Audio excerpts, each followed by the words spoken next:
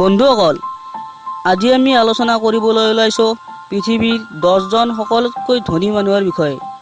সময়ৰ লগে লগে ধনী মানুহৰ তালিকাসমূহ সাল সলনি হৈ থাকে, কিন্তু যেতিয়াই সলনি হ'ব আমি আপোনালোকক ভিডিঅ'ৰ জৰিয়তে জনাই থাকিম।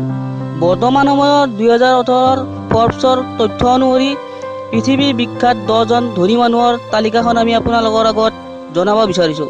তেনেহ'লে বলক আৰম্ভ কৰোঁ। লেৰী ইলিছন।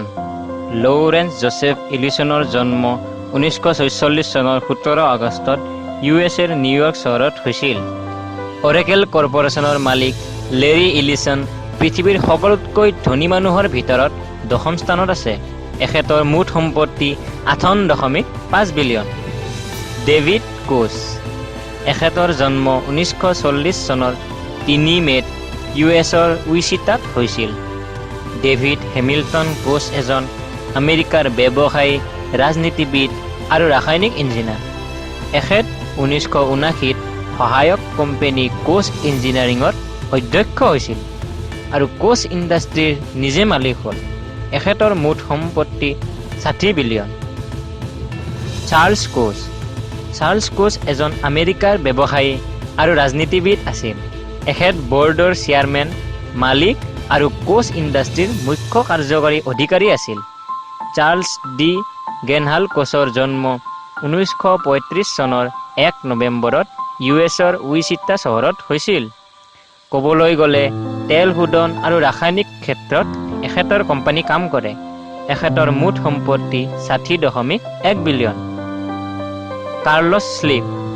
কাৰ্লছ স্লিম হেলো পৃথিৱীৰ সকলোতকৈ ধনী মানুহৰ ভিতৰত 7ম স্থানত আছে।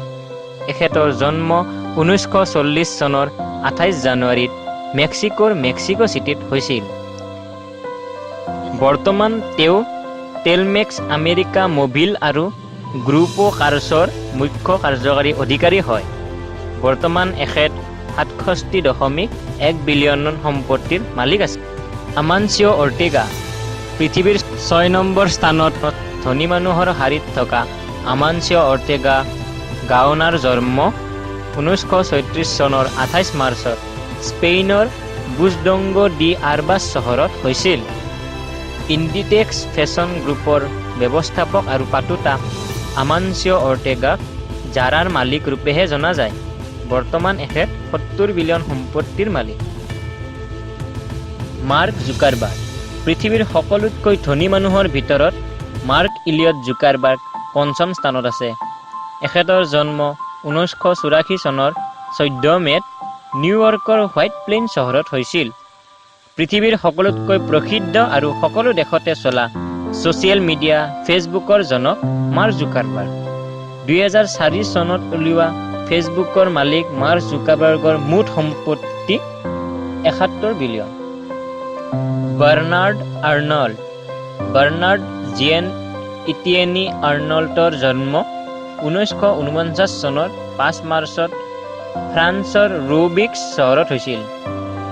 বৰ্তমান তেওঁ LVMHৰ ব্যৱস্থাপক আৰু মুখ্য কাৰ্যকৰী অধিকাৰী। এখেতৰ মুঠ সম্পত্তি 72 বিলিয়ন। Warren buffet. এখেতৰ জন্ম 1930 চনৰ 30 আগষ্টত USA ওমাহা চহৰত হৈছিল। ৱাৰেন এডৱাৰ্ড বাফেট বাৰ্কশ্বেয়াৰ হেথৱেৰ মুখ্য কাৰ্যকৰী অধিকাৰী আছিল। বৰ্তমান এখেত 84 বিলিয়ন সম্পত্তিৰ মালিক। Bill Gates. পৃথিৱীৰ সকলোতকৈ ধনী মানুহৰ শাৰীত 2য় স্থানত থকা মাইক্ৰছফ্টৰ সংস্থাপক বিল গেটছৰ জন্ম 1955 চনৰ 28 অক্টোবৰত ৱাশ্বিংটন ডিচিৰ চিয়েটেল চহৰত হৈছিল। উইলিয়াম হেনৰী গেটছে 1975 চনত বিশ্বৰ সকলোতকৈ ডাঙৰ ছফ্টৱেৰ মাইক্ৰছফ্টৰ স্থাপন কৰিছিল। এখেত বৰ্তমান 90 বিলিয়ন সম্পত্তিৰ মালিক। জেফ বেজছ। জেফ্ৰী প্ৰিষ্টন বেজছ অতি কম সময়ৰ ভিতৰত বিল গেটছক পিছ পেলাই পৃথিৱীৰ সকলোতকৈ ধনী মানুহৰ শাৰীত 1ম স্থানত আছে। জেফ বেজছৰ জন্ম 1964 চনৰ 12 জানুৱাৰীত USA আলবুকিউৰ্কি চহৰত হৈছিল। পৃথিৱীৰ সকলোতকৈ পপুলাৰ অনলাইন শ্বপিং কৰা ৱেবছাইট Amazon.comৰ মুখ্য কাৰ্যকৰী অধিকাৰী হিচাপে জেফ বেজছক জনা যায়। বৰ্তমান এখেতৰ মুঠ সম্পত্তি 112 বিলিয়ন। বন্ধুসকল, যদি ভিডিঅ'টো ভাল লাগিছে তেনেহ'লে লাইক কৰক, শ্বেয়াৰ কৰক আৰু চেনেলটোক ছাবস্ক্ৰাইব কৰিবলৈ নাপাহৰিব। আজিলৈ ইমানেই বন্ধুসকল, ধন্যবাদ।